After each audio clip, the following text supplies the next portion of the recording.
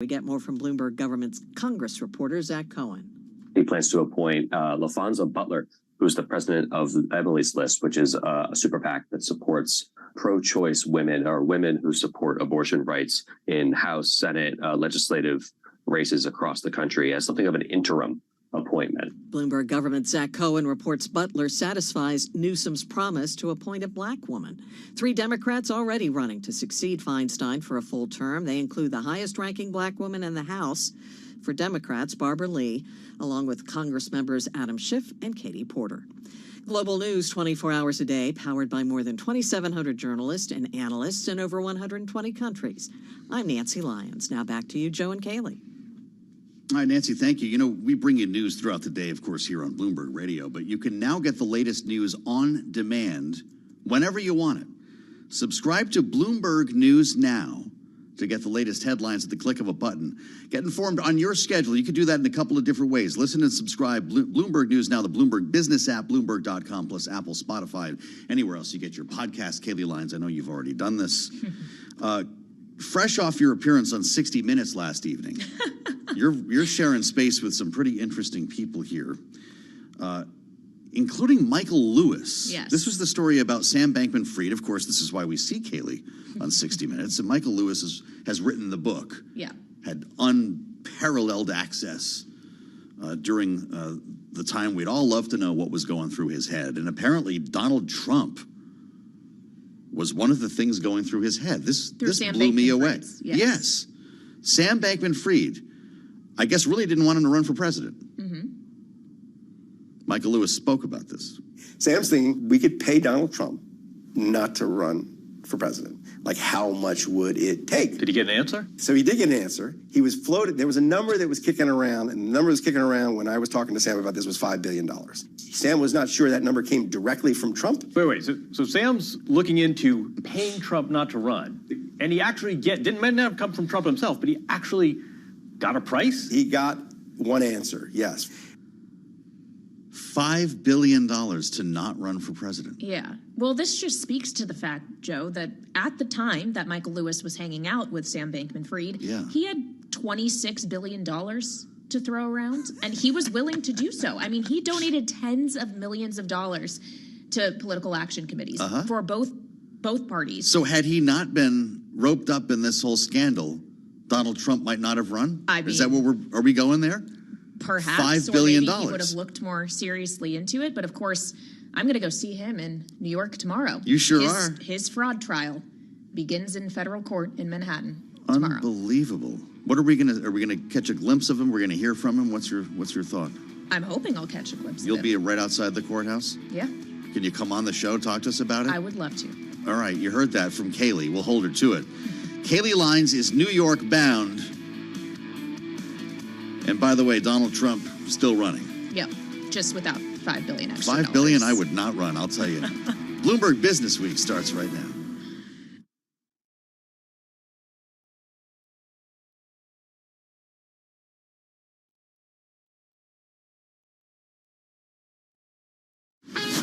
This is Bloomberg Business Week. Insight from the reporters and editors who bring you America's most trusted business magazine. Plus, global business, finance, and tech news as it happens. Bloomberg Business Week with Carol Masser and Tim Stenivek on Bloomberg Radio. Welcome to the fourth quarter, everyone. It is Monday, October 2nd, 2023. Carol Masser along with Tim Stenivek live in our Bloomberg Interactive Broker studio, streaming on YouTube and Bloomberg Originals. We're here, Tim. We're here, and it's October, and the government's not shut down. Yeah, not yet. Not yet. Okay, well, it's going to be that kind of day. Countdown continues again.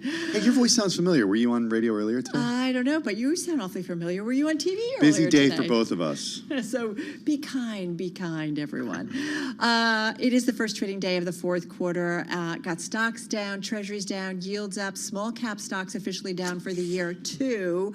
What does that tell us? And then Jamie Dimon, I feel like the voice of Wall Street, the voice of so much when it comes to the United States, business-wise, economic-wise. He talks about everything from AI to markets to higher rates. Yeah, exclusive interview with him earlier today. We're going to hear from that a little bit later in our program.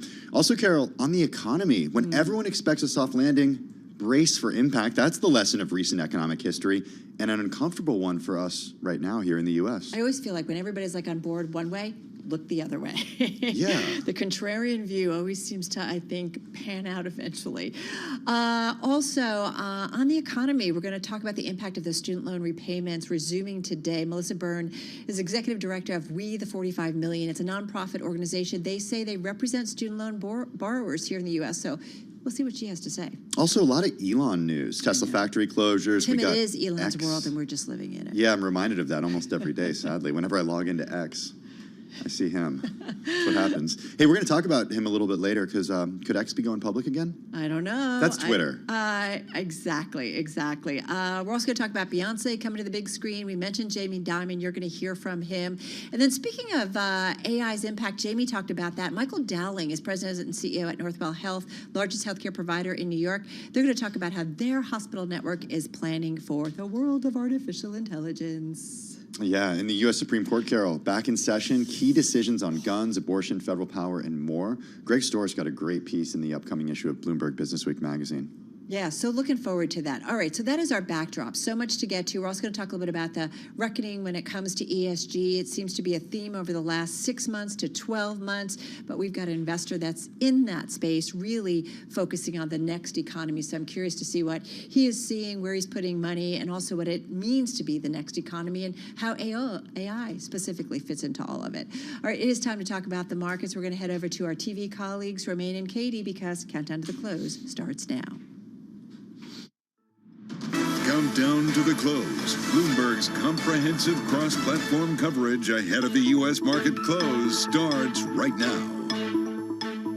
This is the Countdown to the Close. Romaine Bostick alongside Katie Greifeld. We're joined right now by our colleagues, Carol Massar and Tim Stenovic. Welcome to our audiences across all of our Bloomberg platforms, television, radio, originals, our partnership with YouTube, and I'm sure I'm forgetting a few things there. Carol Big Massar. screens at AMC. How's Metaverse. Oh, nice. Wow. That's There a you go, deep Tim. I love it. Can we do counter programming with Taylor Swift and Beyonce? I would not want to be up against either of them.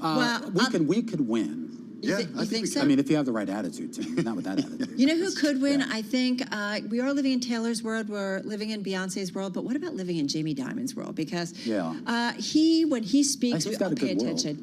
He has what? He's in a good world. He is in a good world. Charmed life. He's in a good spot. Like, he's the only remaining, big CEO of a big bank that was there during the great financial crisis. So when he speaks about things, we know he has seen some cycles on Wall Street and in the U.S. economy. And he did weigh in on all of that with our Emily Chang earlier on Bloomberg TV. He said the economy's still okay. It's strong. That's the here and now. And then he also talked about that higher rate environment. Here's what he told Emily and Bloomberg TV and radio. Can it go to 7%? The answer is yes. Are there factors that would drive it, higher than, where it is today? 4.5, 4.6, or 4.7. I'm talking about a 10-year bond now. Yes. Is supply and demand could push high? Yes. I'm just saying, be prepared for it.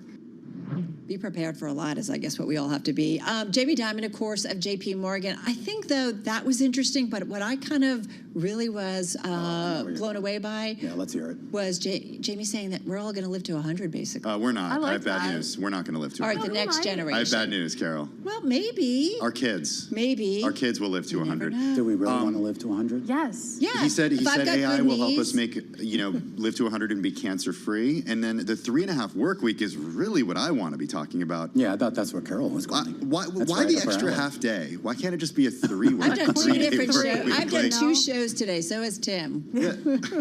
Well, it's like, what's the point of that half day? What does that mean? You're taking off the rest of the week, right? Yeah. Well, if only. Yeah. Well, let's talk about something else that's near and dear to my heart, Katie Greifeld. Yeah, I know.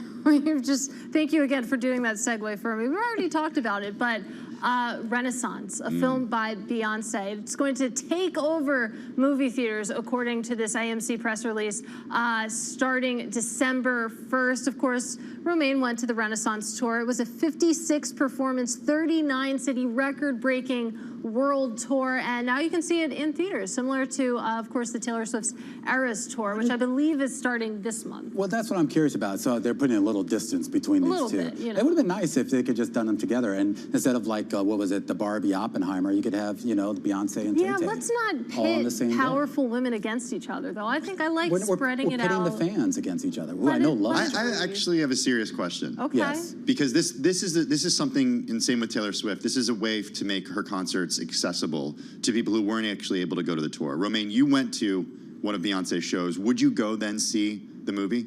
Well, I was just having this conversation with Katie Greifeld during the commercial break. I've never seen a Taylor Swift show, so that I would actually go see on the big screen, just because I'm curious and I'm not going to pay. I don't like her enough to pay $1,000, whatever she was charging for tickets. But no offense to the Swifties out there. I mean, it doesn't have a. For me, it's not about liking her enough. I mean, I like her enough to do that. I just won't do that. You just won't do it. I'm not going to pay $1,000. Yeah. And it's been a while. I went to AMC. What did we saw? We saw Oppenheimer. You saw it. Did you see Barbie? No, I saw Oppenheimer. It wasn't. I've been in AMC ever since the whole, all the little retail horde got a hold of it here. Was that a choice that you I made? don't know. They have free refills on popcorn. I got an icy. I haven't had an icy in years. No kidding. Romaine's the only one whose consumer behavior reflects the meme stock crowd. It's like, I'm not going to go because it was a meme stock. Is that a principle? Respect. Jamie Dimon's calling. I want my world back. When is Jamie Dimon's movie? He's got a great story. Started his career in Chicago. All right. On that note, we'll come back. We will not come back. I'm going to write the treatment for the Jamie Dimon. Beautiful. Katie, no more coffee for Romaine. No more coffee. He's in a great mood. I would this watch is that. good. It must because it's the fourth quarter. All right, guys. We're going to be back in less than an hour's time. Our cross-platform coverage, radio, TV, YouTube, and of course, Bloomberg Originals. We're going to count you down to the first trading day of the fourth quarter. Join us at 4 p.m. Wall Street time.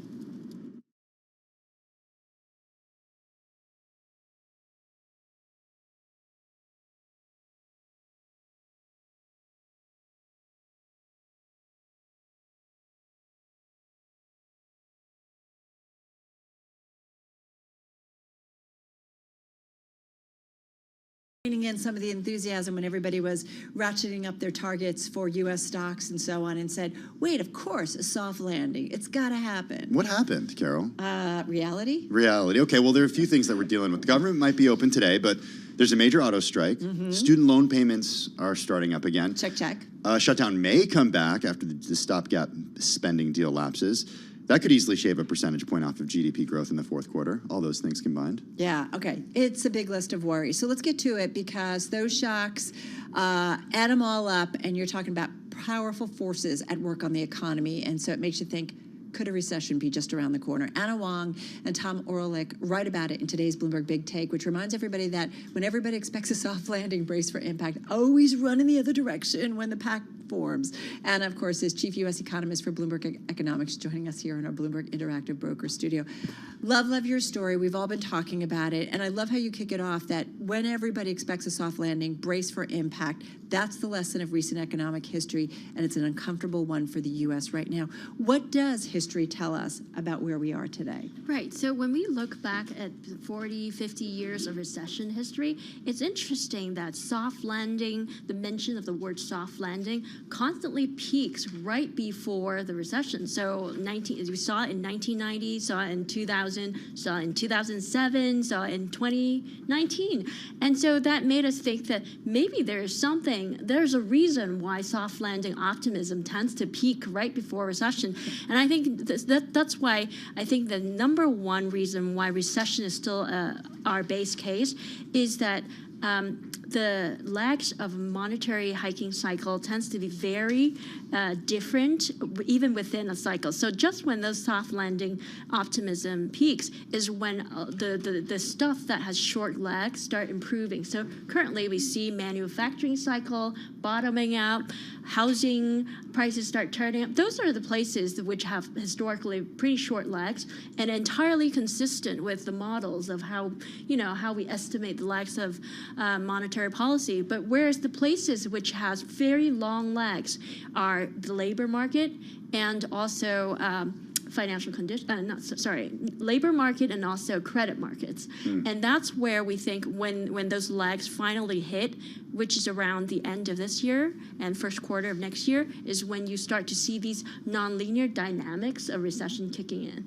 Okay, so speaking of soft landings, I just got to go to this, Anna. I love this in the piece that you and Tom wrote. Quote, the most likely outcome is that the economy will move forward toward a soft landing. Who said that? And when did they say it? That was San Francisco Fed President Janet Yellen back in October 2007, 2 months before the Great Recession began. Okay, so we talked about that, the idea of soft landing. What about when it comes to the credit conditions that you mentioned? Like, where are we right now in the idea of, when there is going to be a recession? Like, where are we in the economic cycle exactly right now, based on your analysis? We are at this point in the hiking cycle where the things are short lags from monetary policy, like financial conditions, housing market, manufacturing start bottoming out, and that corner of the economy is re-accelerating. We acknowledge that. Manufacturing. But the places with the longer lags, credit conditions, and the lags we have found for credit conditions actually are longer in this cycle than other cycles. And the reason why is because the pandemic policies have led to many households having this buffer of excess cash.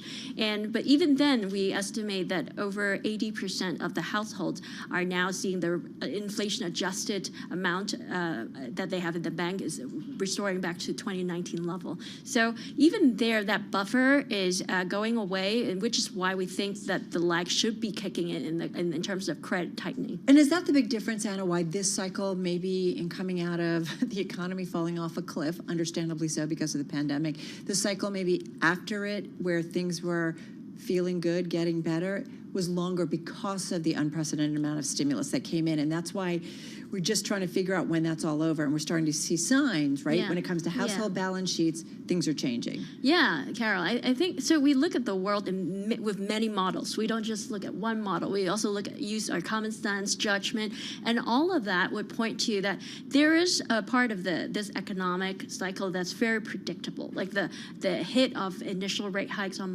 manufacturing, completely predicted by economic models. Right. The part which is not is exactly the credit conditions, and I think the reason that you explained is exactly right. That it is that household have more money in their banks, and either because they didn't spend as much during the pandemic when everything is shut down, or because they have received these fiscal stimulus checks, or the stock market is booming, right? So now all those things are eventually going away, and probably going away in a couple of months. Right. That's where we expect to see the hit. Question for you, because the job market continues to show signs of strength, although maybe a little bit of softening, but it's still unbelievable.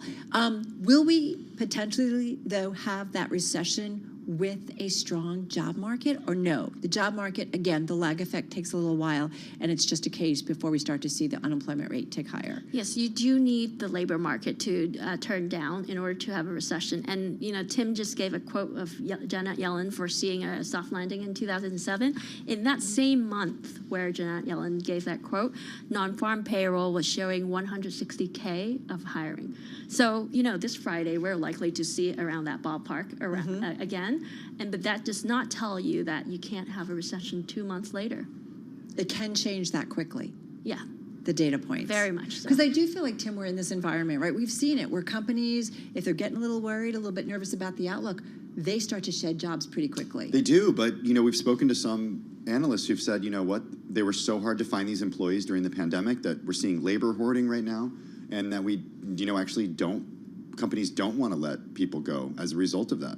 Yeah, I've heard that as well, and we did look very deeply into this issue. And what we have found is that in all the other recessions in the past 50 years, this idea of labor hoarding always is very popular on the eve of a recession. It's not new. It's not new. It's even in the first quarter, second quarter of a recession, because there's the aspiration aspect of it, right? Nobody wants to fire anybody, so of course they want to hold on to workers. But when reality hits the corporate balance sheet, where nobody's spending, your profits falling away, you cannot hold on to those workers. So layoffs usually happen about 3 quarters into a recession. How quickly does inflation, though, get back to that 2% target then? Because I feel like I'm listening to you and I'm thinking, if inflation still somehow stays above 2% for whatever reason, and I'm wondering if it could still stay high even in a recessionary environment, could we have that? And does the Fed continue to raise rates? Our baseline outlook is that we will see a stagflationary light kind of situation going forward, where you have growth slowing down, but inflation, the sticky part of inflation, still hanging around about 3%. This is why it's stagflation-like, because it's not like inflation is going to 10%, right? It's just 3%. It's still above the Fed's 2% target. And the Fed has been very clear that if they see that inflation is sticking around 3%, they will do more to get back down to 2%. That makes me nervous, especially if the economy is starting to come undone. Sorry. This is a nerve-wracking story. It's like the first thing I read for the week, and I'm like, oh, this is some great news. Happy Monday. So where are the cracks starting to appear? Like, where should we be looking right now? I think the shocks that we're hitting. So the history of recession shows that there are only really two reasons why we fall into a recession. Number one, Fed rate hikes. Fed always murder expansions. Number two, shocks, and oil shocks particularly. So when you have all these shocks, we mentioned in our piece, we are having an oil shock, we're student repayment, and also UAW strikes. All these individually are very small shocks, but when you have all of them at the same time, like the UAW strikes by itself, we estimate that the 25,000 UAW strikers could affect, 130,000 jobs in about a month or two. So once you have that unemployment rate jump, then you could kick off like these nonlinear So dynamics. Anna, you're telling us Taylor Swift cannot save this economy? I saw that Beyonce's on-screen tour is only coming in December. It's too late for Q4. But Taylor has already kicked in about $5 billion into the economy. Not enough. Not enough. All right. This is a must-read story. It is among our most read, and it is today's Bloomberg Big Take, which means our editorial team says you should be reading this. The world at large should be reading it. Anna Wong is, of course, chief U.S. economist for Bloomberg Economics here in our studio. I feel like, Tim, we are set to go on this Monday. Yeah, we are. This is Bloomberg.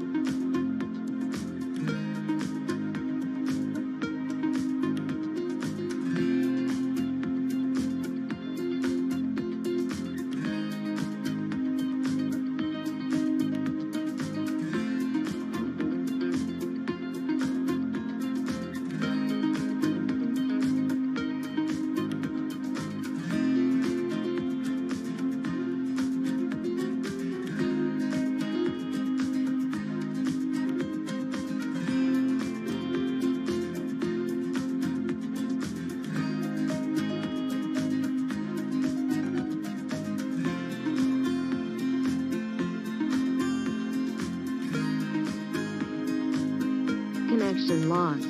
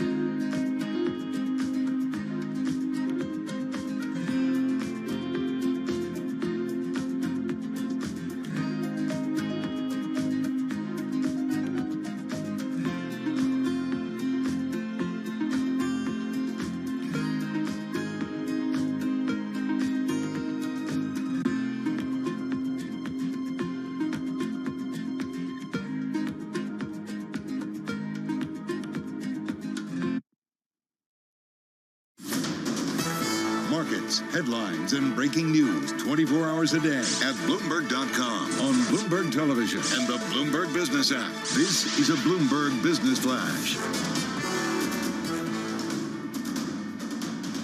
It's 3:21 on Wall Street. We do check markets all day long here at Bloomberg. We are looking at a mixed market right now with the Dow, the S&P both lower. NASDAQ and the NASDAQ 100 index are advancing. Traders are digesting messaging that the Federal Reserve needs to leave borrowing costs high to rein in inflation. The S&P 500 index is down 16 points. That is a drop now of about 0.4%. Dow Jones Industrial Average down 162, lower by 0.5%, while NASDAQ is higher by 27 points, up by about 0.2%. 10-year yield, 4.68%, with a 2-year that's yielding 5.10%. Spot gold down $19 the ounce to $18.29, lower by 1%. And West Texas Intermediate crude oil is down 2.5%, now with an 88 handle, 88.58 for a barrel of WTI. So right now, the 10-year is 4.68%, rising oil prices threatening to fan inflation. Seema Shah is Chief Global Strategist at Principal Global Investors. The thing with bonds is it's really the speed of the move up. How disruptive has that been? It has been a very, very significant and sharp rise, and yet equities have digested it. So I almost feel that they have gone over the hurdle, and from here, as long as you're not going to get the Fed moving up significantly further from here, I think as long as growth is there, then equities have got a little bit further to go.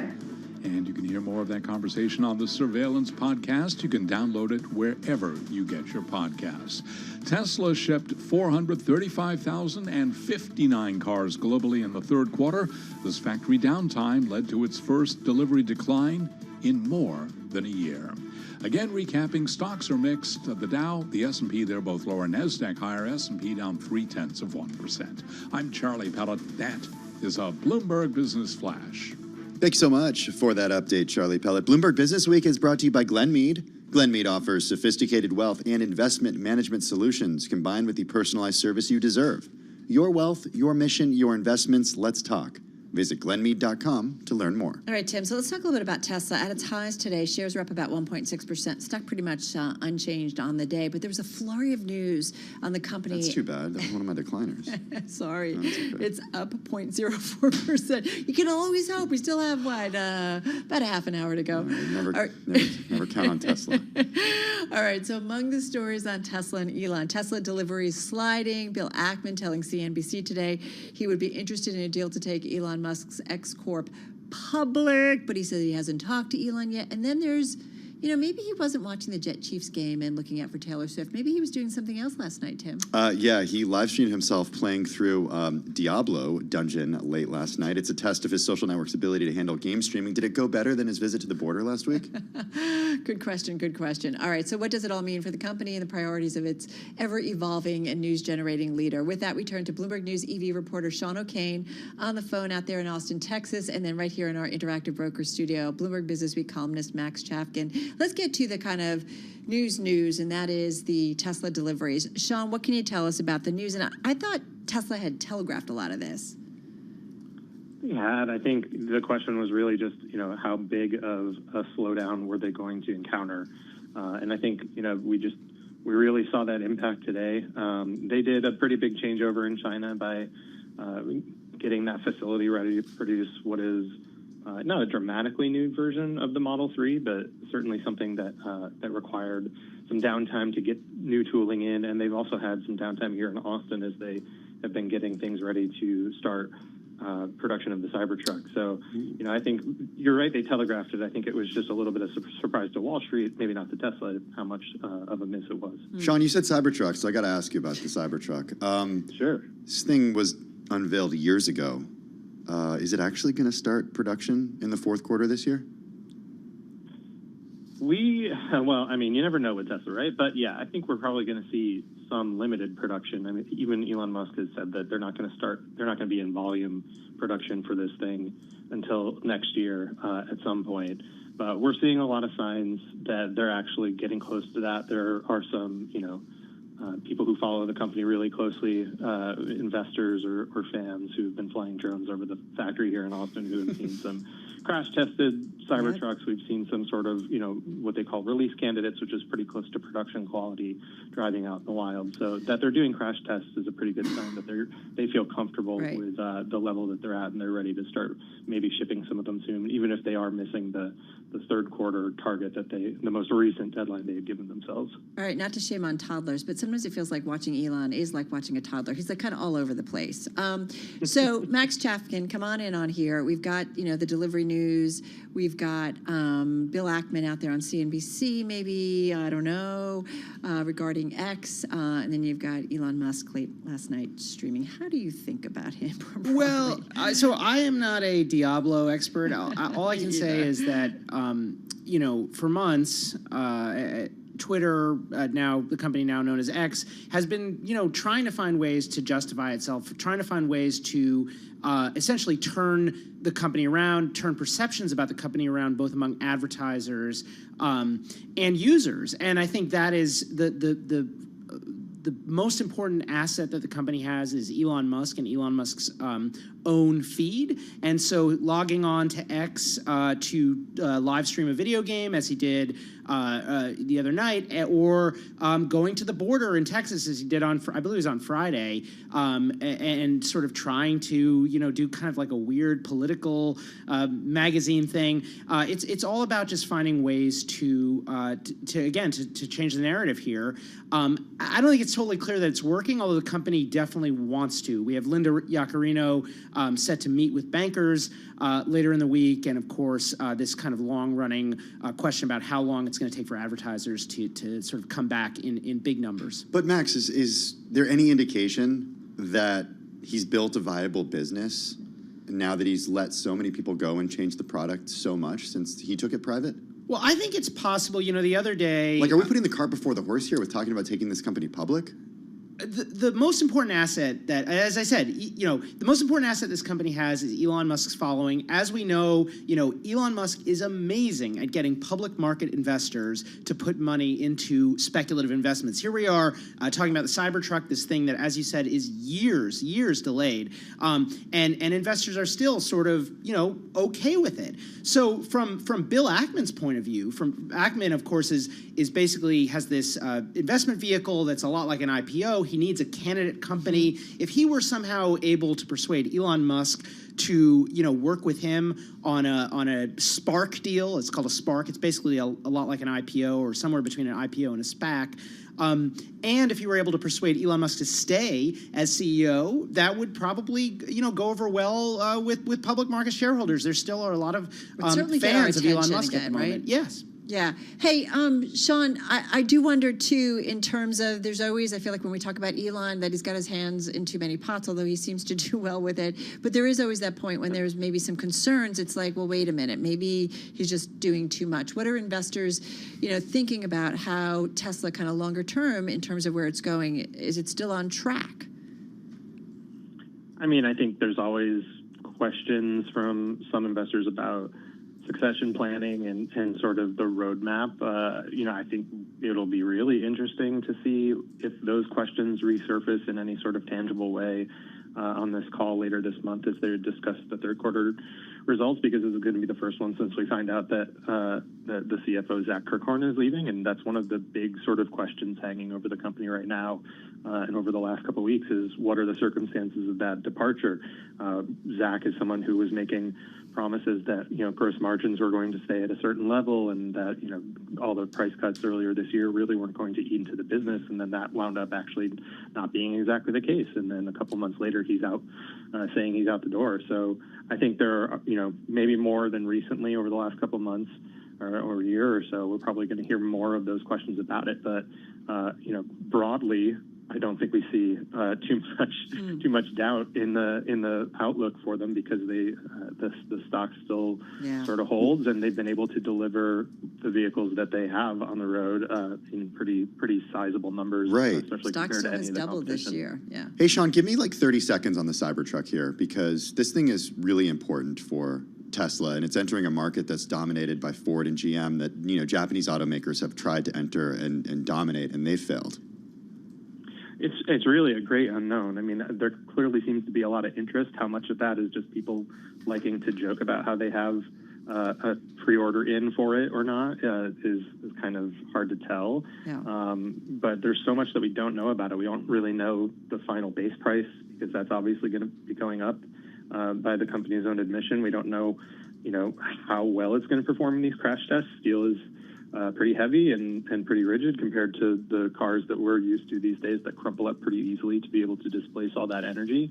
I'm sure Elon Musk would say, hey, look, we've got autopilot and maybe full self-driving down the road. We're not going to need that. But I think there's just a lot we need to know, and that's one of the reasons that this delivery event, whenever it happens, is going to be so key to watch. How much more information do we get? Got about 35 seconds left. And there's also the question of demand. I mean, going back 6 months or so, we were talking a lot about are Tesla buyers getting tired of Elon's antics? Is there demand for these things?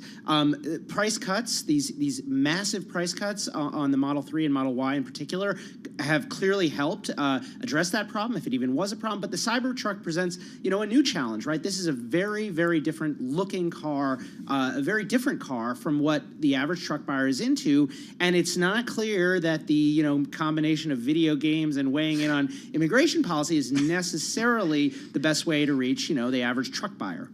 But it's pretty normal if you're Elon. Definitely the best way to reach an Elon fan.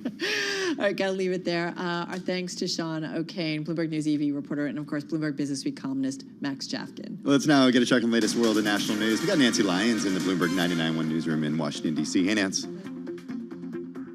Civil trial is underway in New York. The judge has already found him liable for committing fraud by overvaluing his assets. But several charges do remain to be litigated.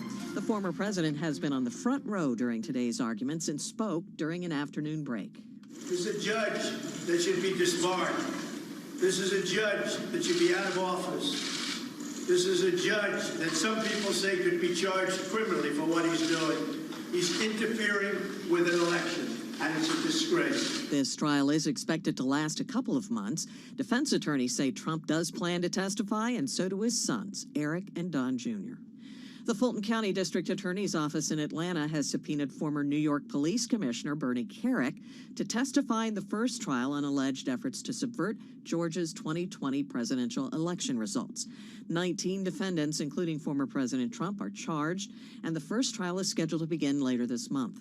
Kerik's lawyer is demanding he be given immunity to testify since prosecutors have indicated he is an unindicted co-conspirator. California Governor Gavin Newsom plans to tap Emily's List President LaFonza Butler to fill the remainder of Senator Dianne Feinstein's term. Feinstein died last week following months of poor health. Newsom, with Butler's appointment, has followed through on his commitment to select a black woman for the job. Well, the Fed is expanding its public outreach. Hi, I'm Jay Powell. I'm the chair of the Federal Reserve. And I want you to know that the Federal Reserve is now on Instagram and Threads. The Fed is America's central bank, working to promote a healthy economy and a strong financial system. The Fed on social media says it's launching the new accounts in hopes of increasing its educational reach. Global news 24 hours a day, powered by more than 2,700 journalists and analysts in over 120 countries.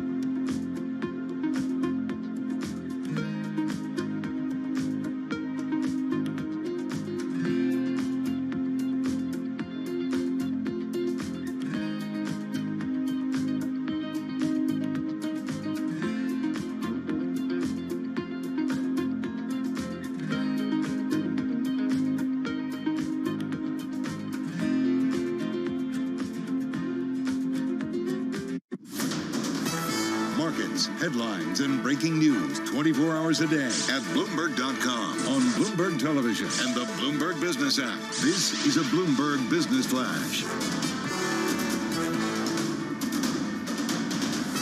It's 3:40 on Wall Street. We do check markets all day long here at Bloomberg. First trading day of the fourth quarter, and we are looking at a mixed session. The Dow, the S&P, they are both lower. We've got the NASDAQ Composite Index trading higher. But let's head right over to the first word breaking news desk for today's afternoon call. Here he is, Bill Maloney. And good afternoon, Shai. That's right. U.S. stocks are trading mixed right now. The Dow currently down 132 points. S&Ps are down 11, and NASDAQ is higher by 43.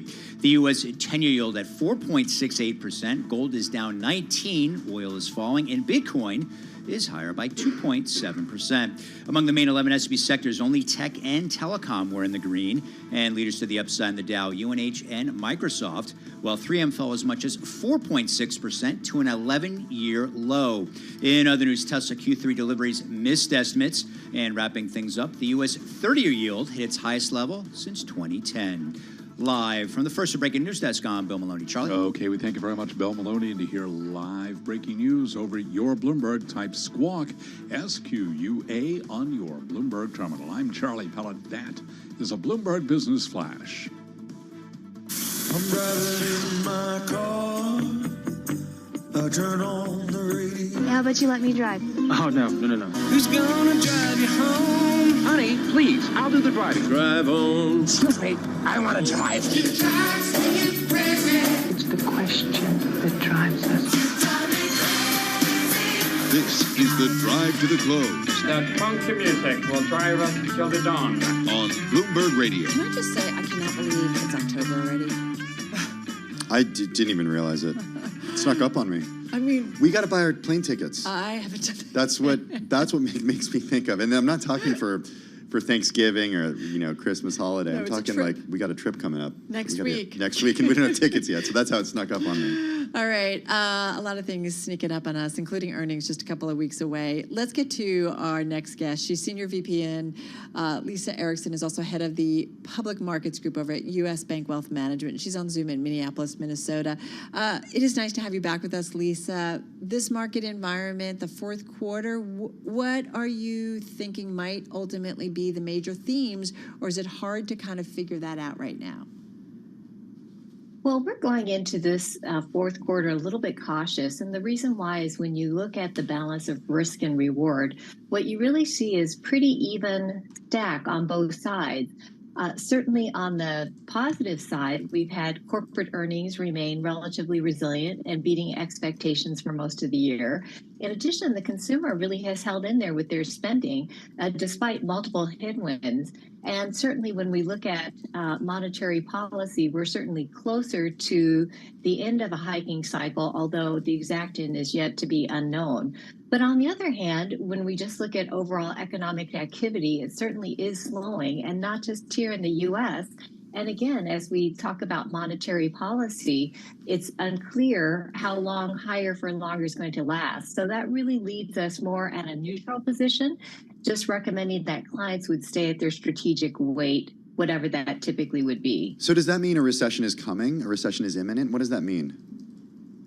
Well, right now, our U.S. Bank economics team really is on the soft landing side of it, although, again, the chances are pretty near 50-50. And the reason why, again, is if you look at the underlying driver of the U.S. economy, the consumer, they have really hung in there in terms of being able to continue to spend both on experiences and goods. But again, we've got that continued challenge where inflation hasn't come all the way down. And as well, as a result, the Federal Reserve is still keeping that tighter monetary policy. How much risk or how much risk are investors at this point, especially if ultimately we are going to continue to take out key levels when it comes to the Treasury trade and yields in particular? 10-year yields, we talk 5%. That's the easy part. 6%, 7% that people have floated around. That's a different environment. To your point, Carol, that really is what's keeping us, again, on the more cautious side. of neutral, and it's really the fact that you've had this relentless rise in Treasury yields, both on the back of what's going on with Federal Reserve policy, but also simply because investors are concerned. It's kind of a good news is bad news scenario as we continue to get some nice economic readings. They're just concerned, again, what that means for rates staying higher, and eventually that does have to impact the consumer. When do you think it starts to actually impact the consumer? Because you did say that, the consumer has hung in there. The consumer has hung in there for quite a while, but, gas prices are going up. We got oil prices We've talked going about up. household balance sheets for Household balance sheets are done with that excess cash, except for the wealthiest of people. And then, of course, you have the auto workers strike as well, and then student loan repayments starting up again for, 45 million Americans. Well, really, that's our big question, Tim, is really how long can that consumer continue to spend at the levels they have been? And all the signs are pointing to those headwinds that you've talked about continuing on through the fourth quarter. And so really it's that rate of change game between, again, how quickly can some of those inflation pressures come down? Hopefully we get some, eventual relief on the rate front. Besides the fact that, they are being able to, consumer-wise, continue to hang in there with some of the excess savings that they still had from the pandemic spending, as well as the fact that the labor market is still relatively strong. And so that really is some of the key data that we're going to be looking at as we continue to move into this fourth quarter. All right, so big macro talk. We've got your macro perspective. What does it mean in terms of what investors should do, either on the equity side of things or on the fixed income side of things, on a day where we see the Russell, which is a great indicator of kind of our local and U.S. domestic economy, goes negative for the year? We are really recommending that clients right now stay neutral on the big asset classes. So again, whatever would there What does be neutral typical mean? long-term. So you still have exposure. Yeah, go ahead. Correct. So whatever their typical long-term weight would be on an asset allocation basis to equities, fixed income, and real assets, that they just stay at that weight as opposed to overweighting or underweighting while we continue to monitor the data. Now, certainly within those markets, there may be some areas where you can skew 2 and 4, but within the U.S. equity market, we really just believe having that broader exposure at this point certainly just makes sense, again, at whatever your long-term weight would be. Okay. So does that mean more interest in the market-weighted performers, or how do you see that?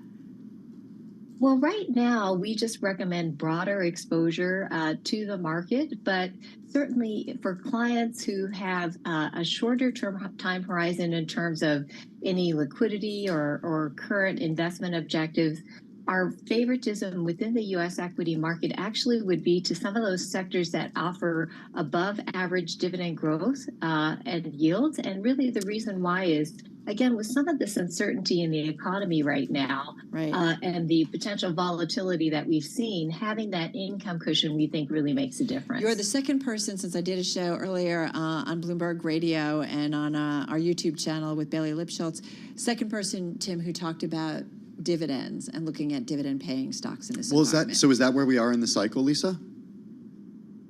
Well, certainly we think, again, with the lack of clarity, having that cash in hand certainly is attractive. Now, for clients with longer term horizons, we do see some opportunity, again, in those secular growth sectors. There's a lot of ongoing trends towards AI, machine learning, just use of the cloud, anytime, anywhere spending that should benefit those companies. But again, given the run up that they've had really over the last few months, and as well as the fact that their valuations are relatively more rich, we would advise looking for those on a longer term basis. All right, we're going to run. Hey, listen, thanks so much. Lisa Erickson, Senior VP and Head of the Public Markets Group over at U.S. Bank Wealth Management, on Zoom in Minneapolis, Minnesota, on a day where, we are seeing stocks certainly struggle in this environment. You've got yields back up, but stocks have been bouncing around. We're a little bit higher on the NASDAQ, but kind of negligible. And you had Jamie Dimon weighing in and talking about U.S. economy is strong. That's the here and now. Yeah, the question is snapshot right now. What's coming ahead? That's why the Anna Wong piece and Tom Orlick piece, the big take today, was so important. Yeah, when he was asked if rates could go to 7%. Yeah, they could. Yeah. All right, don't go anywhere. More on the markets. This is Bloomberg Radio.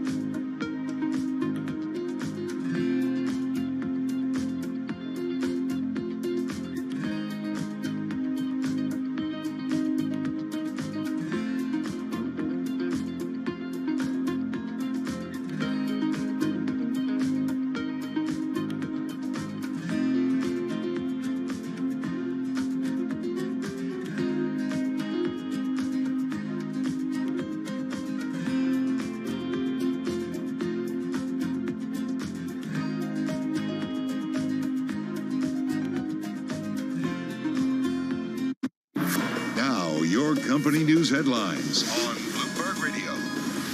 From Bloomberg World headquarters, I'm Charlie Pellet. J.P. Morgan Chase CEO Jamie Dimon says AI is already being used by thousands of employees at his bank and is likely to make dramatic improvements in workers' quality of life, even if it does eliminate some jobs. He made the comment about AI today in an interview in London with Bloomberg Radio. The way to think about it for us is every single process, so errors, trading, hedging, research, every app, every database, you're going to be applying AI.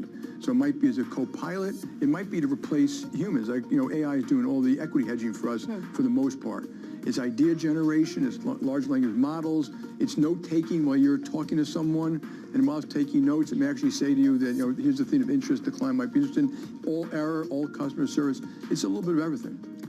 The dental alignment company Smile Direct Club has filed for bankruptcy ahead of the close. The stock is now down by roughly 63%. Sphere Entertainment shares are surging after the company's venue in Las Vegas opened Friday night with a show by the rock band U2, the classic rock band. If those gains hold, the stock will be set for its biggest rise in over a year. Sphere shares, they're up now by 11%. Some of the other stories that we're following: Birkenstock Holding has set terms for an IPO that could raise as much as $1.6 billion, pushing ahead with the latest major test of demand for new listings. And those are some of the top company stories that we are following for you at this hour. And this is Bloomberg.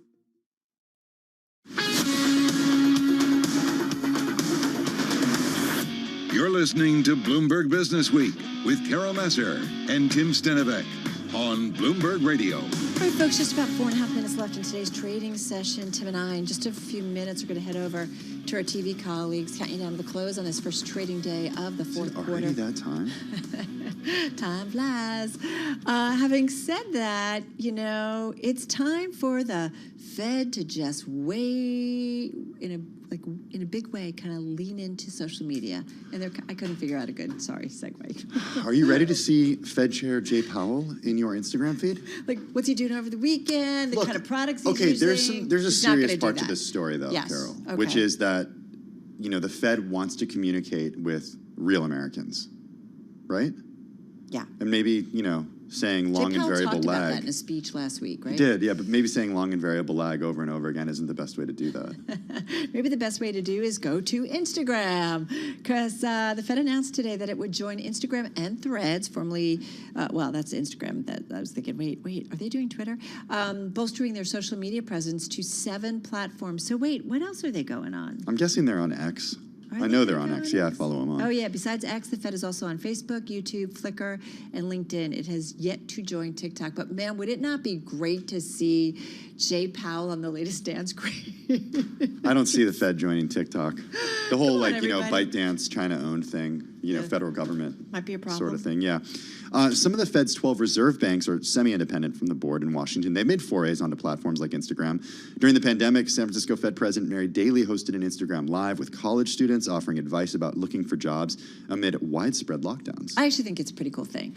I do too. And then maybe it'll pull people into the conversation, more Americans into the conversation. I mean, listen, we do it day in, day out ad nauseum.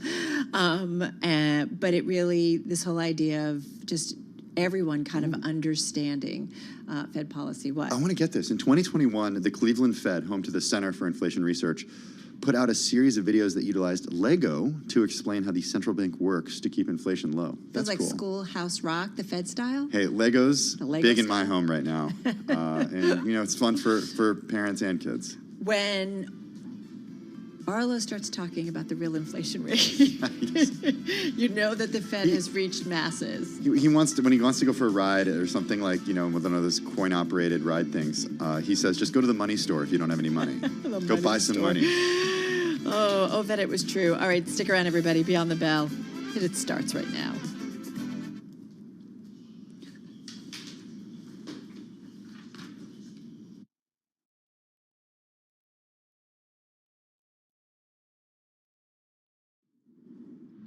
Beyond the Bell, Bloomberg's comprehensive cross-platform coverage of the U.S. market close starts right now. And right now, we are 2 minutes away from the end of the trading day. Romaine Bostick alongside Katie Greifeld. We're counting you down to the closing bell, and here to help take us beyond the bell. It's a global simulcast with Tim Stenivek and Carol Masser still here for 3.5 days this week. Welcome to our Bloomberg audiences across television, radio, as well as our partnership with YouTube. Carol Masser. Today already feels like 3.5 days, but go ahead.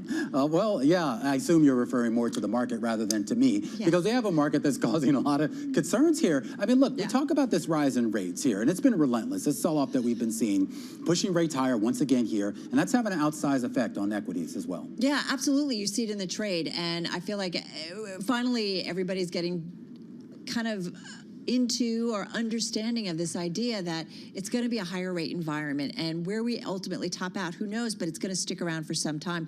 Having said that, one of the things that jumped out for me and very sensitive to the rate environment is home builders. They're down about 1%. Specifically, they'll want to call from UBS, which lowered price targets on several names, D.R. Horton, KB Home, Lennar.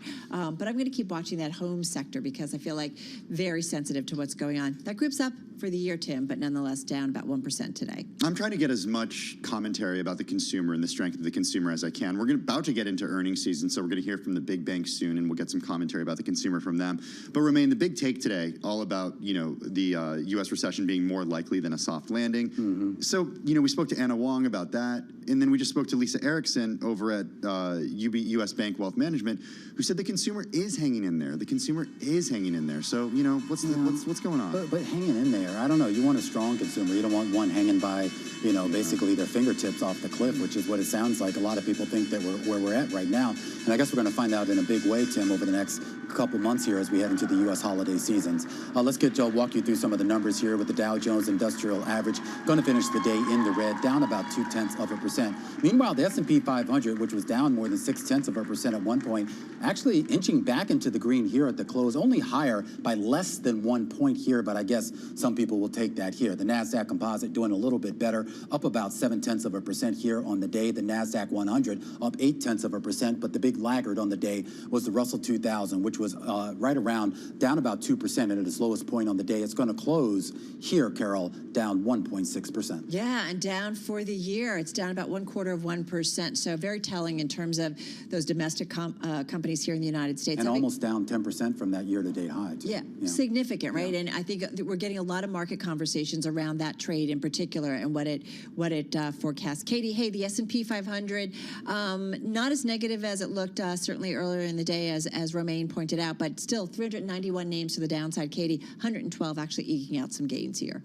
Yeah, and you're taking a look at the industry groups here. There's definitely more red than green. If we think about what did well, though, media and entertainment stocks, so too some software and services, and some semi-names as well. But then you go down towards the bottom, energy, banks, some of your biggest losers, and utilities. I want to meditate on utilities here because it's just an awful day. On an industry group level, utilities fell 4.7%. The sector alone fell 5.6% to its lowest level since June 2020. So quite a breakdown in utilities, Carol. And can I just real quickly just add transports to that? I know it's not an S&P sector, but I was just looking at that. If you go from the highs in July, we're now down more than 11% from those highs. So basically correction territory.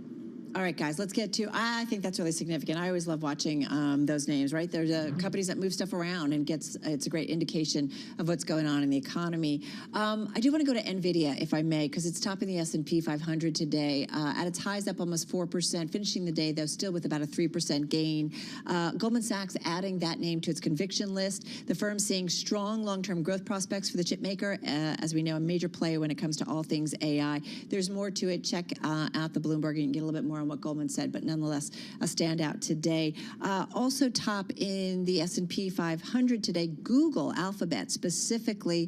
Microsoft CEO Satya Nadella testifying today in the DOJ antitrust case against Google, saying that Google is likely to extend its dominance of the search market into a new generation of AI-powered tools, basically giving the edge when it comes to AI. It was very different from some of what maybe he said back in February when Microsoft beat Google with an AI-based this trial is really like giving us a lot of gifts here, a lot of Easter eggs about kind of what these companies were doing and what they really their plans, what they were going to buy, what they weren't here. Yeah, quite interesting. Yeah, but nonetheless, Google, though, then as a maybe potentially, right, can maybe draw a line there to what Satya Nadella said, giving a boost maybe to shares of Alphabet. And then Sphere Entertainment. I don't know if you guys have seen what they are doing in Vegas. It is unbelievable. It looks so cool. I want to go to this Would you go concert. to see U2, Katie? Yes, absolutely. Are you kidding? That's cool. $1.4 billion market cap company, live entertainment media company. Sphere venue in Las Vegas opened on Friday with a show by U2 specifically. But the stock, quite a rally. It's up about 105% year to date, about 9% of the float shorted. But I do think about, right, when we go to see a concert, it's often in a sports stadium. This is a venue that was created specifically for performers. Instead of a sports stadium, you could be inside of a shape. That sounds awesome. It's a lot of video screens, almost as many as I did. To be fair, I did have friends sending me videos from like TikToks at the concerts. No, it was TikToks. Like they were going viral all weekend. Unbelievable. Yeah. I watched them all. I loved it. All right, let's get to some of the decliners here. Katie, you talked about utilities lagging. The worst performer on a points basis and a percentage basis was indeed a utility. NextEra Energy. Goldman Sachs cut its price target to $72 from $83. $83. Fell today by close to 9%. Rivian also finishing the down lower. Shares falling after the company's full-year delivery outlook missed the average analyst estimate, down 2.55% on the day. This as third-quarter vehicle deliveries beat expectations. Should note shares were up 18% last week, so, keep this in perspective. And then here's one for you, Kellanova. It's the company formerly known as Kellogg Company, or at least some of it. Yeah. It's completed separation of its That North just rolls American... off- That just rolls off the tongue. It does, yeah. Kellanova. It's How like, much did they pay? new It's Kellogg. like New cereal Kellogg. in space. How much did they pay a marketing consultant? Pringles, for Cheez-Its, Pop-Tarts, Kellogg's Rice Krispie Treats, Morningstar Farms, Incognito. That's a good name. Okay. Incognito is a good name. Garden Burger, RX Bar, Eggo, and more. It's the first day, down 5%. WK Kellogg Company is now the other company from Kellogg. That fell today too. Yeah, they're interesting moves here because I thought investors were sort of welcome to this, but I guess for today, I don't know, Tim. Did Mondelez start this, Romaine? I don't know. I mean, there's been a lot of discussion as to whether, ago. There was like more value to sort of have some of these consumer product companies sort of as standalones rather than that sort of conglomerate model here. And I don't know. It honestly was confusing. We were speaking with our Bloomberg reporter a little bit earlier who was kind of talking about one is focused on the North American cereal business and the other on European. And then Katie asked a good question like, is there a difference? I mean, I don't know. I'm glad I wasn't the only one confused by it. I don't know. Do they eat? I don't international know. cereal versus North American International cereal. cereal is doing better than North American cereal, Is it cereal porridge? right now. Is it porridge that they eat overseas? I don't know. I don't think I want that. But apparently the rise of snacking in the U.S. Has sort of taken away from North American cereal. At least that's what I heard. So. All right. Well, Carol Masser, of course, dunking on our European friends there. And I love porridge our here. European friends. Well, let's talk about what's this real quickly in the yield space here. I do want to go back to that here because it was a pretty strong move higher across the whole yield curve, particularly in the middle of the curve. 11 basis points higher on a 5-year, 12 basis points higher on the 10-year, and even your 20 and 30-year was up about 10 basis points or so here. And this has really become the story here because that had a big effect on the dollar, and that in turn had a big effect on what we saw in commodities, and obviously, of course, a big effect on what we had in the equity markets. And the big question now becomes, what sort of arrests this sell-off that we've been seeing in treasuries? We heard from Powell earlier today. He didn't really have much to say, but we heard from Bowman and a few other members as well here, and the higher for longer mantra is still there. And the flip side of that question, what arrests the sell-off, is also how high do we go? Because especially on the 10-year, we're looking at some pretty amazing levels, nearing in on 470. Of course, we're at 15-year highs or something. Do we get above 5%? It looks a lot closer than it did even just a month ago, even just a week ago. Yeah, it is pretty. Wait, I was going to say Katie Kaminsky's 6% that she talked to us a few months ago about. Seems charming right now. Yeah, it does seem charming. I mean, now is it Jamie Dimon's 7% that we're headed to? But this gets back to I don't know if it was Tim or Carol about the idea of the consumer hanging on to, but we forget it's not just what people are paying, but also just the debt servicing costs that they have already. It's easy to talk about fixed rate mortgages, but you forget all the credit card balances out there that presumably are now being charged a much higher rate than what they would have been, I don't know, a year or two ago here. And there's a lot of other revolving credit as well as new forms of credit, such as buying cars and other things that people have to do, where it's just going to completely change the dynamics of what's left in your bank account after you pay that bill. It's why you have to continue to keep watching consumer balance sheets, spending patterns, what's happening on, with credit card delinquencies. This really tells us the health or lack thereof of the consumer. So yeah, there's only so many people that can fly to Vegas and sit inside a dome. You weren't supposed to tell anybody. Guest tickets are only like $120 too. They're pretty cheap. Some people go to Beyonce, somebody, some go to the Sphere. Some Sphere and Tim thinks that's theater. All right. Anyway, we got a wrap. High roller over there. He's a high roller. All right, guys. That's $20 seats. Where are those? They don't have those at the Sphere. Sorry. All right, Monday's over. First quarter, second quarter, third quarter, fourth quarter now underway. Certainly in the trading world. All right, guys, join us. What? We are, Carol. It's fourth quarter. Thank you. Thanks for the reminder. All right, we will be back again. Our cross-platform coverage, radio, TV, YouTube, and of course Bloomberg Originals. We'll see you again tomorrow.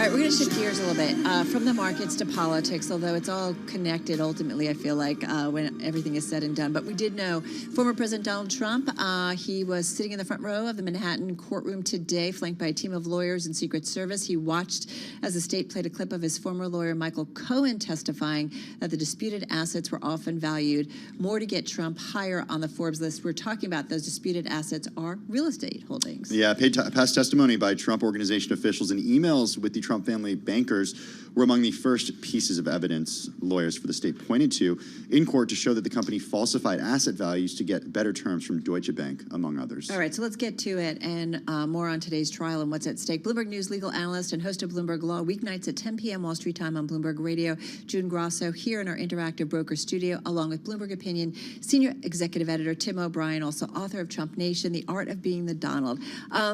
Welcome, welcome. Thank you both for being here. We've been dying to kind of get to this story. June, just set us where we are, what we know so far in terms of day one of this trial. So opening statements, and I think that this trial surpassed any other opening statements that I know of or that I attended, because it started out with the New York Attorney General on the steps of the courthouse making a statement that no one's above the law, and no matter how much money you think you may have, no one's above the law.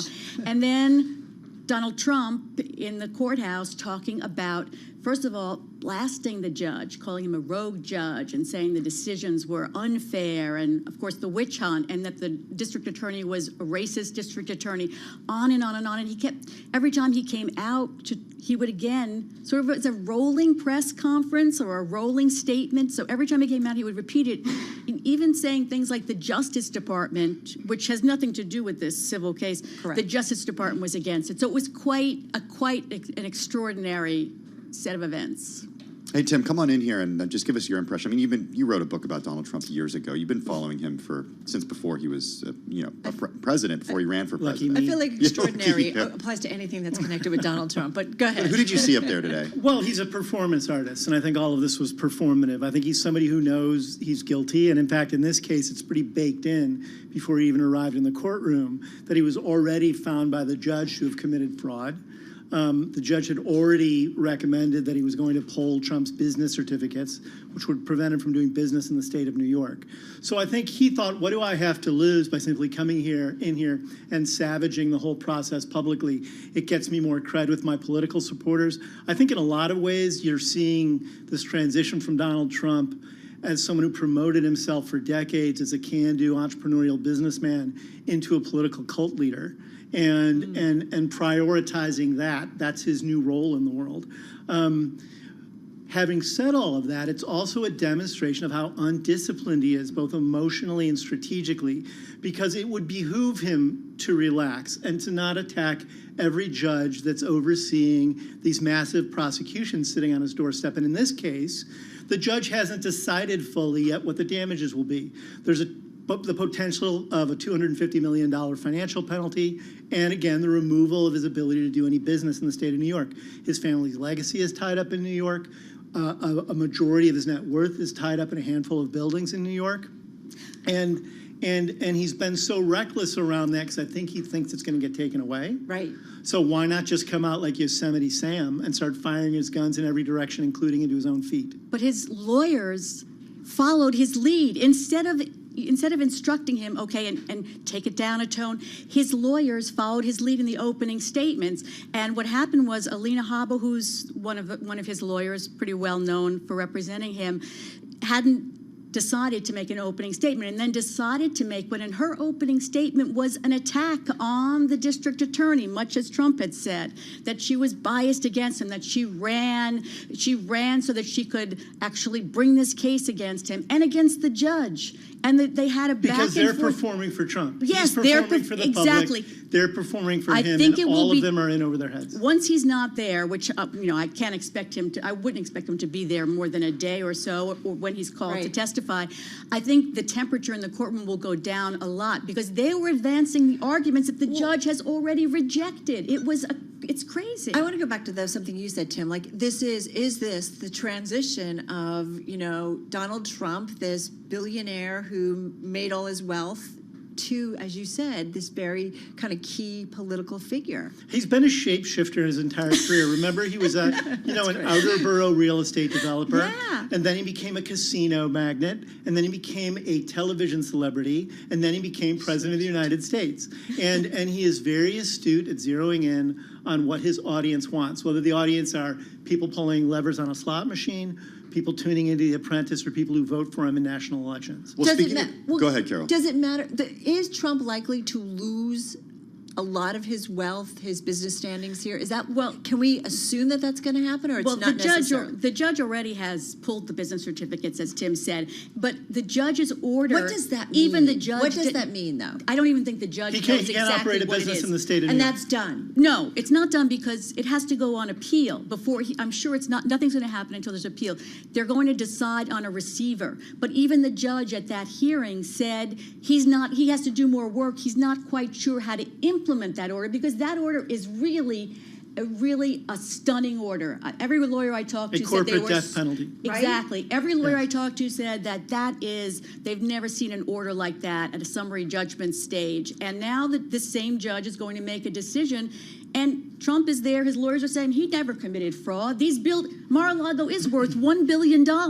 They weren't backing off from it. Do you think he's wondering when SBF, apparently, according to 60 Minutes, offered maybe $5 billion to not run? I think he's calling around, finding out who he made that offer to and why he didn't hear about it. But Carol brings up a good point, Tim, and the fact is that Trump leads by a wide margin in many polls right now when it comes to 2024 nominees on the Republican ticket.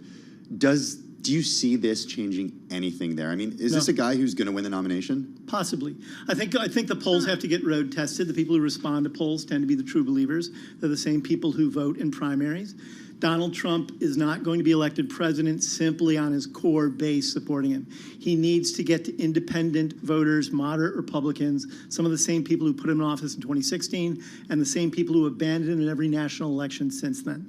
And he's doing nothing right now to cultivate that group of people. But I don't think that same population of people is particularly enamored of Joe Biden either. So there's tension. I do feel like he's found a new fundraising source, and that is political fundraising. And I also do feel like the White House, it's a nice place to be. Everybody pays for something, all your stuff, right? He's figured out a different way. Small dollar PAC donations are the same as quarters being put in the slot machine.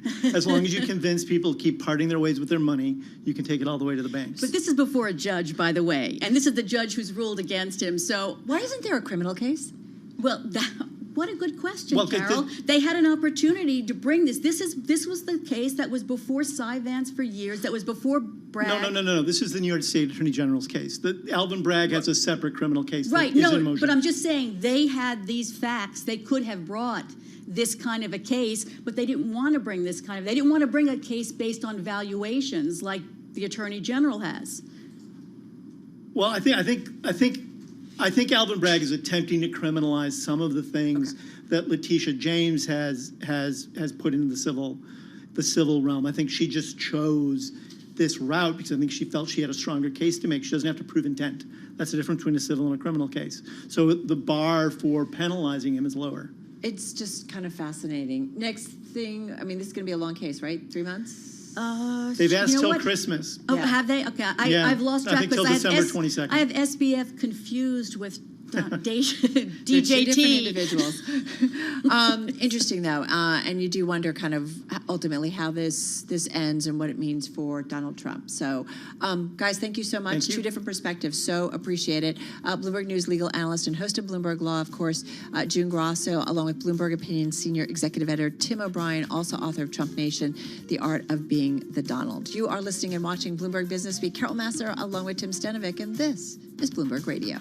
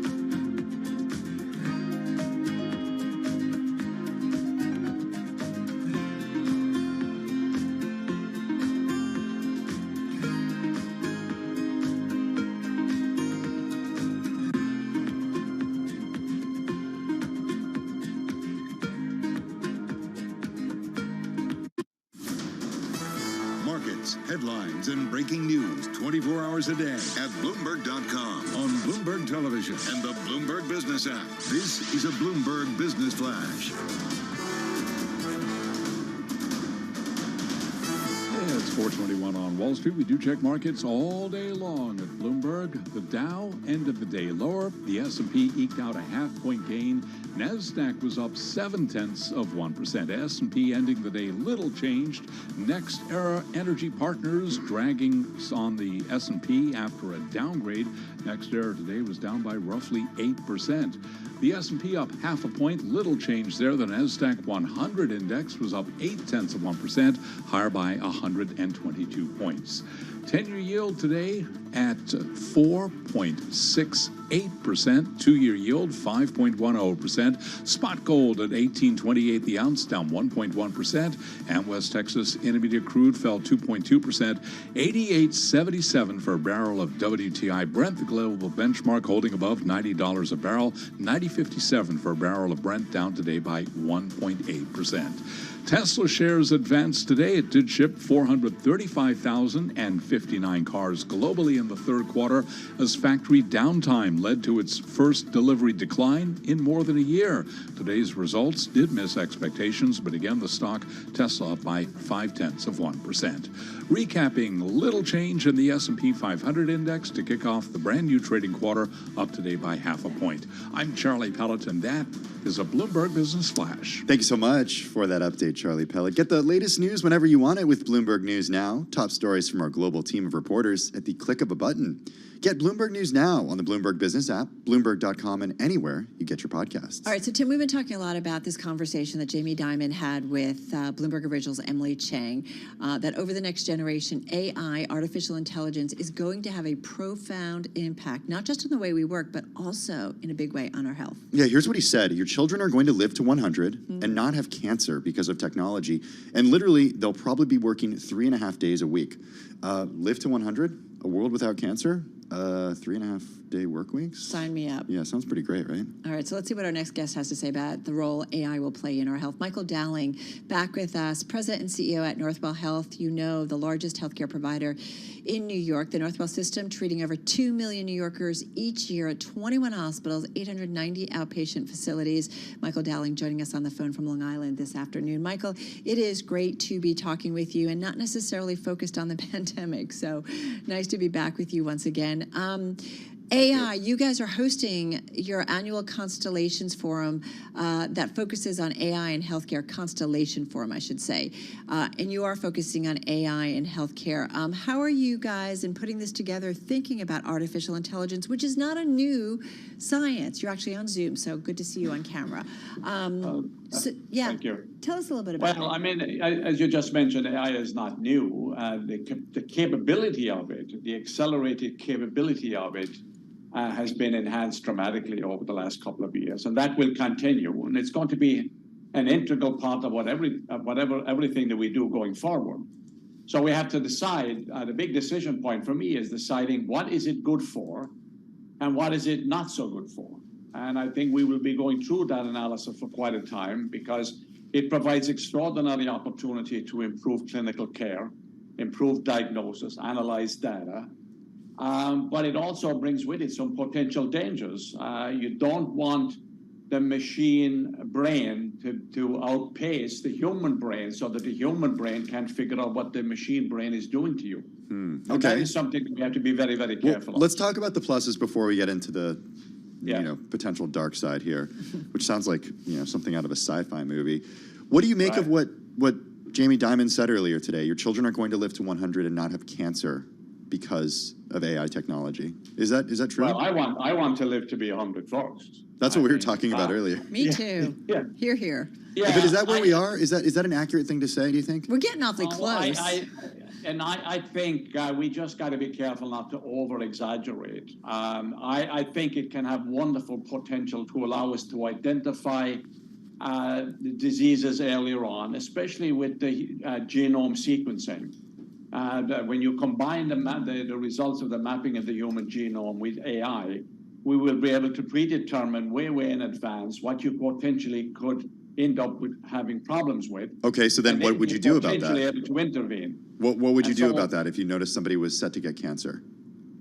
Well, then I think that you've got to determine, the clinical leadership has to determine how you intervene, how you change behavior so people act differently, what kind of clinical treatments that you have to engage in to allow people to live longer. Remember, in the last 50 years or 60 years, we've added about 30 years to life. The average life expectancy back in the 1930s was around 47 to 50. Today, we're in the 70s and 80s. So we've had major progress. I do want to push back on this a little bit because in recent years, we've also seen it come down as a result of COVID and drug overdoses. Yeah, but that's a temporary thing. I mean, that happens. You look at the long-term trend, not the short-term, bursts in a statistic. It's the long-term trend. And sure, when you have a thing like COVID, there is increase in mortality, and it does come down a little bit. But I don't think that's something that will set a prediction for the future. What do you believe will be the most significant changes in healthcare that helps patients live longer and live a better, longer life? Watching aging parents or grandparents, it isn't always pretty, and it's often very difficult. So I would live to 200 as long as I know I'm healthy and I can get around. And some of your friends were living to 200 too. That would be kind. So how do we, how are you thinking about that? The biggest change, in my view, to make those results a reality, it goes beyond the delivery of medical care. It has to do with lifestyle and behavior, so all of the social determinants of health. It has to deal with some of the societal issues. I mean, we do a great job of taking care of you after you get sick, but we have to do a much better job of taking care of you before you get sick so you can prolong life. But that involves finding ways to get people to improve their own health, but Michael, improve their own lifestyle. And that's just where AI can also be very, very helpful. Because to be able to do the analytics, to be able to tell you what people should be doing to improve their own situations and not dependent upon others all the time. We'll go back to that idea of genetic mapping, and we're born, we get a map, and we can already see what might be the potential problems. Maybe it's heart problems, so then maybe we know from the get-go that we have an awareness. I think about kids who are born, who have diabetes from a young age or different issues, if you will. From a young age, that's their life, and they grow into or grow with that problem, and just from the get-go look at life differently in terms of what they eat and what they need to do. And I do wonder if we have that map from the get-go, whether it's removing organs, treating things differently, I just wonder, can we do it better at a much earlier stage? Absolutely. I think that you'll be doing genome sequencing of all kids within a couple of years in most children's hospitals. We are investigating that possibility right now here at Northwell as part of our children's hospital. So I think that that's where it will start, mostly with children. And then I think it will expand to be doing genome sequencing with adults. But let's be cautious here, because while it offers wonderful, wonderful potential, we don't fully know all of the implications yet, and we don't fully understand all of the ethical issues involved. So you'll find out something about somebody or some family member. To what extent do you disclose it? To what extent do you share it? How should it be shared, and when should it be shared? All of these issues have to be worked out very, very carefully over the next couple of years. So the enormous potential is here with the combination of genome sequencing and AI. But I think we're going through a process over the next couple of years to figure out how to make use of it as appropriately as we possibly can, and not overreact, not underreact either, but not overreact. A little bit of caution is important here. Especially given the situations you've seen with ChatGPT recently, where it produces lots of controversial information that's not correct. You cannot be doing that in the healthcare sphere. It's just too dangerous. But there's something kind of strange happening here where we're talking about AI, Carol, and what it can do in the future. Because, there's this article in the current edition of Bloomberg Business Week about amoxicillin shortage here in the U.S. I mean, we're talking about a drug that was discovered more than 50 years ago. And I lived this nightmare on Friday when my son was diagnosed with an ear infection. And the doctor had to spend a half hour of her time calling different pharmacies around Brooklyn, trying to find a 10-day supply of antibiotics, amoxicillin, that ended up costing me $3.16 when she finally found it. Michael, she wasted so much time doing this. How are we talking about a world where AI helps us live to 100, but we can't get amoxicillin? Well, but that's why you've got to be, this is why you've got to be a little bit cautious, as I said. This is why you can't automatically assume that there's a new technology coming into play that is going to just solve everything immediately. There's a lot of other issues involved. I mean, one of the biggest changes in healthcare is moving more and more healthcare out into the community, expanding ambulatory care, moving stuff out of the hospital, be less hospital-centric, the whole supply chain issues, the whole labor cost issues. All of these things are all part of the complete package that you've got to deal with. There is no one magic cure-all just because you have a new technology. It's how we use that technology in the context of the whole environment that makes, if we do it right, will improve everything. But again, things are complicated. Healthcare is not a simple business. It's much more complex than other businesses. And there is these days, there is, especially as a result of COVID, there's a growing mistrust of science. Got it. We got to rebuild that trust. Otherwise, Michael, the research and the discoveries won't occur. We've got to run. Michael Dowling, of course, CEO at Northwell Health, joining us right here on Bloomberg. Let's get a check down on the latest world and national news. Nancy Lyons is in the Bloomberg 99.1 newsroom in Washington, D.C. Hey, Nance. Thanks, Tim. Florida Congressman Matt Gaetz says House Speaker Kevin McCarthy has violated a deal with House Republicans by working with Democrats to avoid a government shutdown. Gaetz urged transparency during a floor speech today. So, Mr. Speaker, just tell us, what was in the secret Ukraine side deal? What commitments were made to President Biden to continue the spending of President Biden in exchange for doing things for President Biden? Gaetz, who has threatened to force a vote on ousting Speaker McCarthy today, said, stay tuned. Donald Trump is in a New York courtroom today for his civil fraud trial. The judges already found Trump liable for misleading banks about his assets, so the proceedings now involve 6 remaining claims and the amount of damages owed. Trump spoke before heading into the courtroom today. These are corrupt people we're dealing with, the most corrupt people. We have a great company. I built a great company. It's got tremendous value. It's got some of the greatest real estate assets in the world. New York Attorney General Letitia James says her job is to enforce the law. My message is simple. No matter how powerful you are, no matter how much money you think you may have, no one is above the law. This civil case is a non-jury trial. Trump's attorney says his client will testify, as will his sons, Eric and Don Jr. The Supreme Court justices are back at work on this the first Monday in October. The justices are taking the bench with new ethics concerns about some of them accepting flights and vacations from their billionaire friends. A Gallup poll released last week shows public approval of the court remains at just 41%. Global news 24 hours a day, powered by more than 2,700 journalists and analysts in over 120 countries. I'm Nancy Lyons.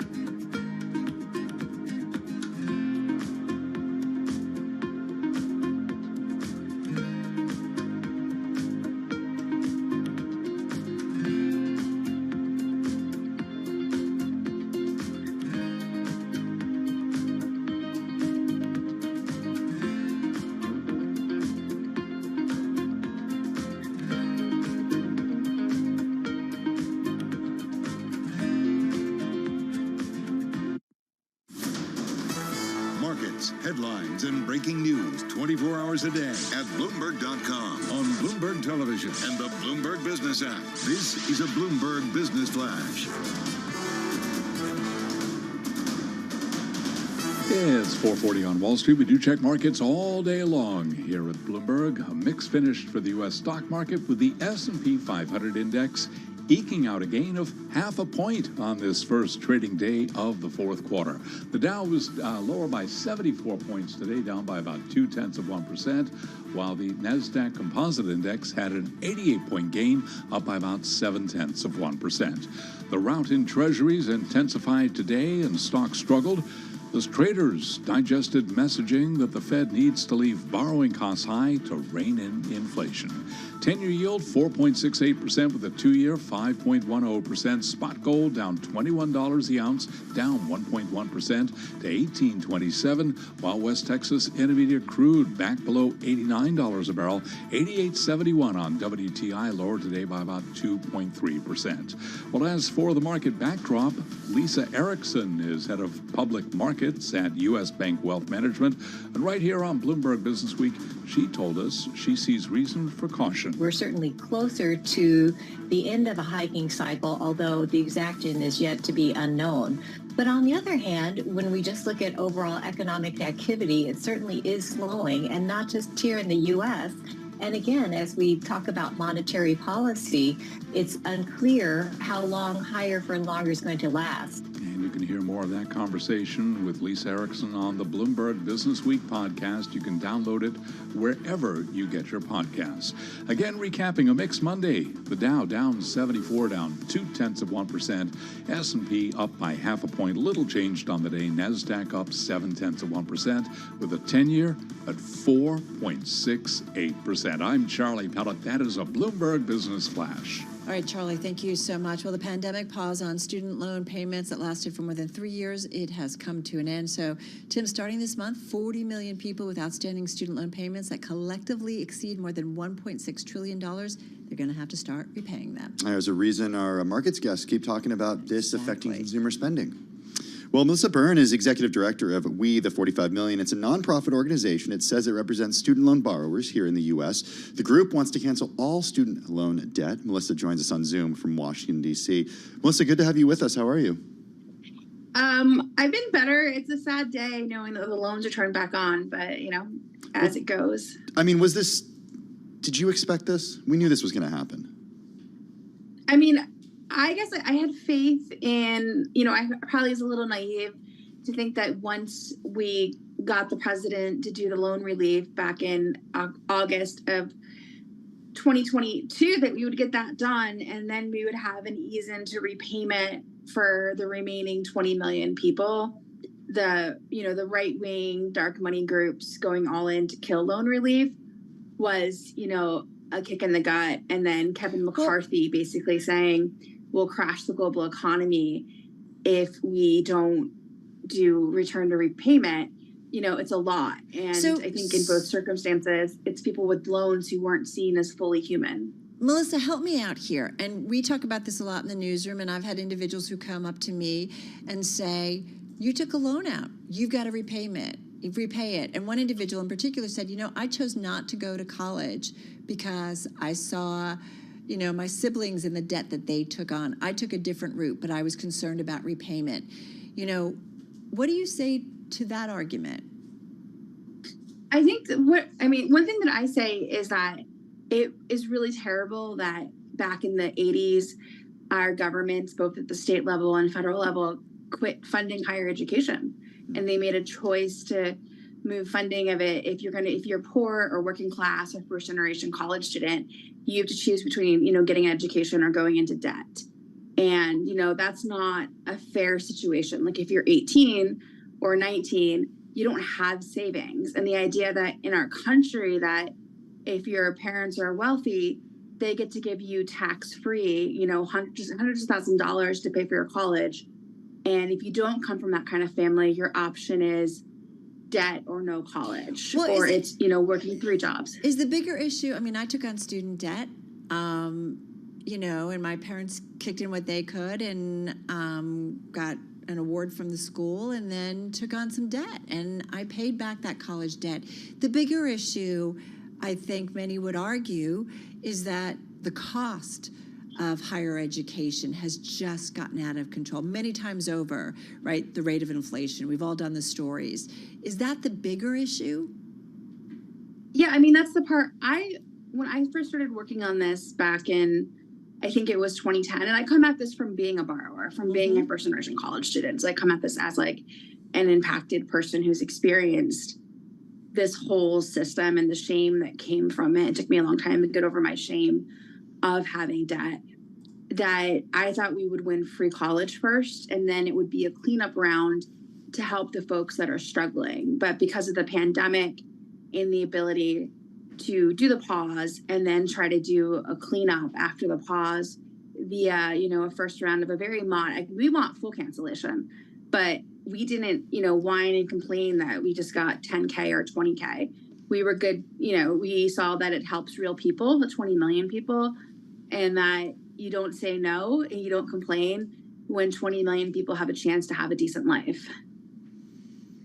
So what's the solution here? Because the part that I have trouble understanding is if we cancel all student loan debt, but we don't address the cost of college, then we're going to end up in the next generation with the same exact issue, and it could even be worse.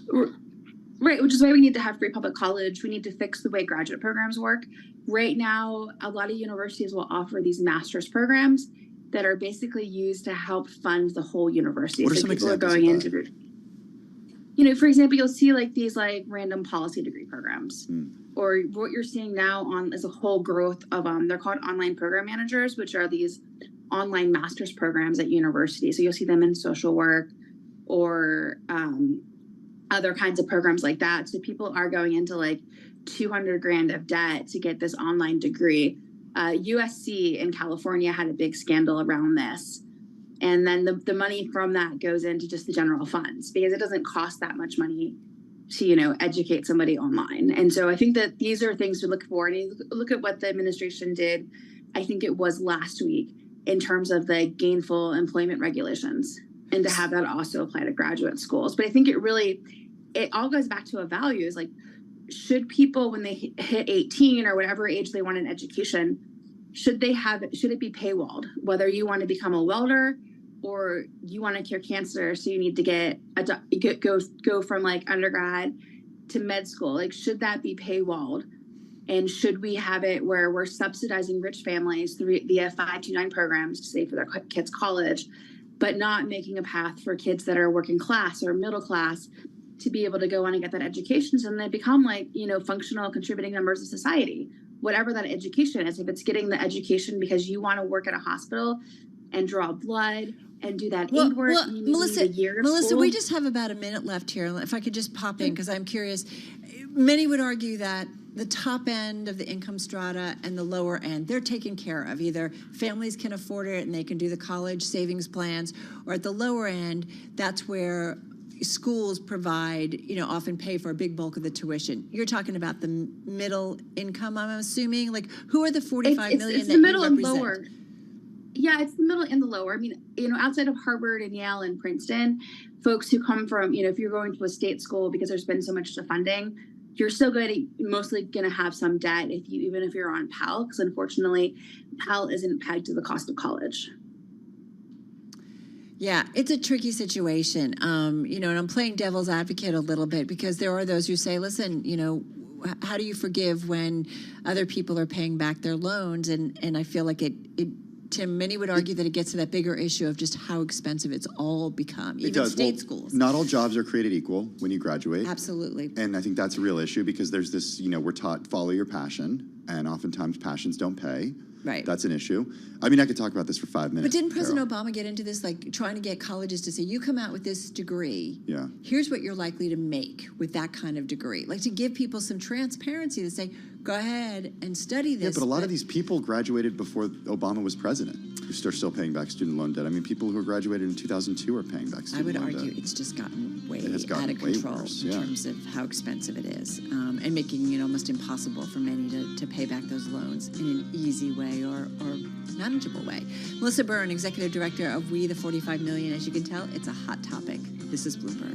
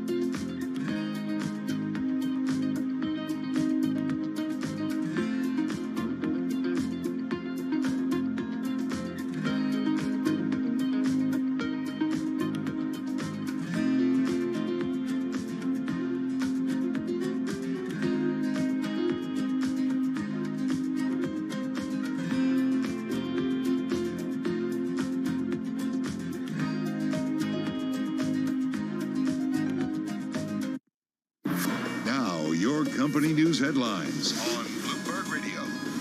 From Bloomberg World headquarters, I'm Charlie Pellet, just getting word that Ally Financial has started cutting jobs, initiating a workforce reduction that will affect less than 5% of the company's overall headcount. Jamie Dimon says artificial intelligence is already being used by thousands of employees at his bank and is likely to make dramatic improvements in workers' quality of life, even if it eliminates some jobs. Dimon spoke today with Bloomberg Radio in London. You know, for J.P. Morgan, if it replaces jobs, you know, we hope to redeploy people. Like at First Republic, you know, we've offered jobs to like 90% of the people. They accepted. But we also, you know, we've told them some of those jobs are transitory, but we hire 30,000 people a year. Right. So we expect to be able to get them a job somewhere local in a different branch or a different function if we can do that. So, and we'll be doing that with any dislocation that takes place as a result of AI. And Dimon says AI is already being used by thousands of employees at his bank. Today, J.P. Morgan Chase shares did decline by about 0.9%. By the way, you can hear more of that conversation on the Tape podcast. You can download it wherever you get your podcasts.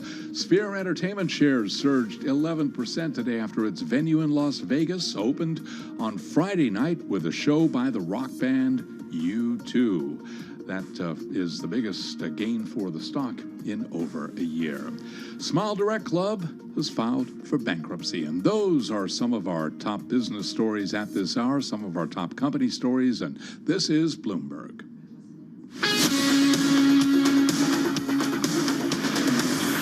This is Bloomberg Business Week with Carol Messer and Tim Stenivek on Bloomberg Radio.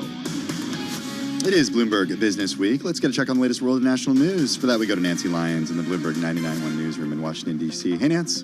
Thanks, Tim. Donald Trump says his civil trial that began today in New York City is a politically motivated scam. Trump has already been found liable in the case of committing fraud in financial statements. His attorney, Chris Keiss, in his opening today said Trump has made, quote, a fortune literally being right about real estate investments.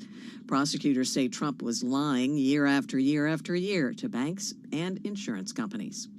Supreme Court Justice Clarence Thomas has done something rare on this, the opening day of the High Court's new term. Justice Thomas has recused himself from a January 6th case involving one of his former law clerks. Former Trump attorney John Eastman challenged an order to turn over emails related to the Capitol riot to the House January 6th committee. Without explanation, Thomas decided to steer clear of the High Court's decision not to hear Eastman's argument that those records were covered under attorney-client privilege. Justice Thomas did participate in a January 6th decision last year. At the time, he supported former President Trump's bid to keep the January 6th committee from seeing his documents. In Washington, I'm Nathan Hager, Bloomberg Radio. New York Governor Kathy Hochul says nearly 400 employers throughout the state are ready to hire migrants from Venezuela who've just been cleared for work authorizations. She says it will certainly help move them out of New York City shelters. 18,000 jobs are already available, waiting for people who signed up in the portal. So that's incredible.